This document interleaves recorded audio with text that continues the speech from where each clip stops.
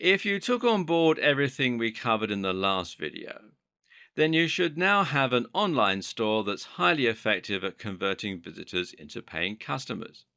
You're drawing attention, making your products look desirable, and then maximizing the profits from each sale that you make.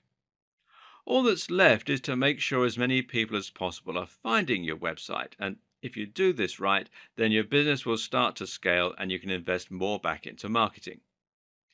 Here are some strategies you can use. Before you start spending money on adverts, SEO might be a better first port of call. SEO stands for Search Engine Optimization and is essentially the process of optimizing a website and link strategy so that your store is easy to find on Google when people search for it. To do this, you often begin by identifying a search term, otherwise known as a key phrase, such as buy hats online. Only you won't want to choose buy hats online because that will be very competitive and very difficult to rank for. This is why it's such a good idea to have a particular target audience and a particular type of product. Remember how we discussed selling brightly colored shirts? Well, brightly colored shirts is likely a key phrase that people look for, but which isn't quite as competitive. To start ranking for this term, you need to ensure that you have a well optimized website, meaning it's fast, mobile friendly, and easy to navigate, and that you include the keywords you've selected in your descriptions and on your blog occasionally. Aim for around 1% density, so for every 100 words you can include the key phrase once. It's also useful to include it in headers and meta descriptions and then to try and build as many links as possible on relevant websites. Now, this might mean getting a fashion blog to link to you, for example. You might be able to do this by providing them with free content, which is called guest posting. And speaking of content, content marketing is also a fantastic tool you can use. This basically means you're running a blog and the aim is to get people to subscribe and to look for your site when they want information relevant to your industry. So if you sell gardening tools, you should have an authoritative blog on gardening that people can subscribe to.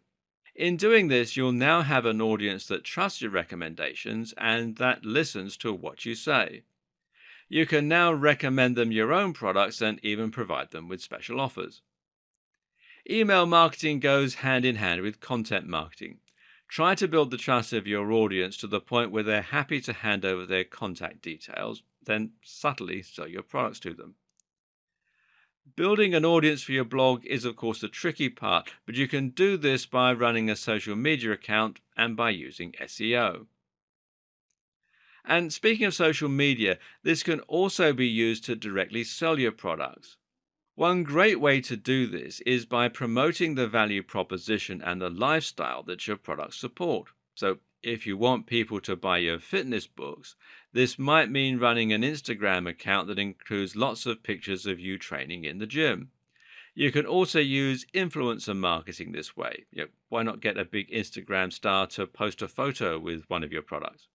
You can even sell directly through several social media channels.